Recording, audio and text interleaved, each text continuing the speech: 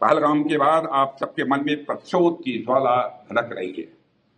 आपने इसे सिर्फ हमला ही नहीं बल्कि देश की गरिमा पर, देश के स्वाभिमान पर आपने इसे चोट माना है। आप सबसे मेरा सिर्फ एक ही आग्रह है कि अपनी तैयारी में कोई ढिलाई न आने दें, और मैं जानता हूं आप नहीं आने देंगे। हमारे माननीय प्रधानमंत्री जी ने पहले ही स्पष्ट कर दिया है कि भारत की धरती पर यदि कोई आतंकी हमला हुआ तो उसे हम एक्ट ऑफ वार मानेंगे और उसका बेहद करारा जवाब भी हम देंगे। मैं आप सभी से कहना चाहता हूं कि आप अपनी तैयारियों में कोई कमी न रखें। अब तक जो हुआ वह तो वार्म अप था। अब तक जो हुआ वह तो वार्म अप था।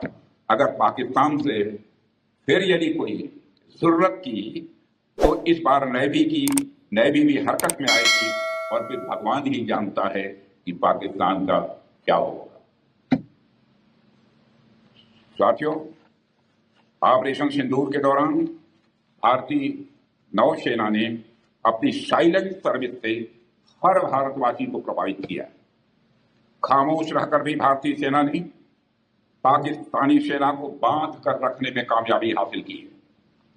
जरा सोचिए, जो खामोश रहकर भी किसी देश की फौज को बोतल में बंद कर सकता है, वह जब बोलेगा तो उसका नजारा क्या होगा, इसकी आप कल्पना कर सकते हैं। इस बार तो पाकिस्तान को भारतीय नौसेना की फायर पावर का सामना नहीं करना पड़ा, मगर दुनिया जानती है अगर पाकिस्तान ने इस बार कोई नापाक हरकत की तो हो सकता है कि इस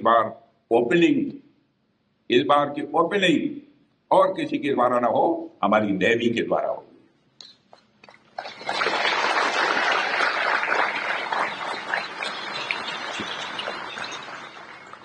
साथियों, पाकिस्तान को यह समझ लेने की जरूरत है आतंकवाद के जिस खतरनाक खेल को वह आजादी के समय से ही खेलता आ रहा है, उसकी मियाद अब खत्म हो चुकी है।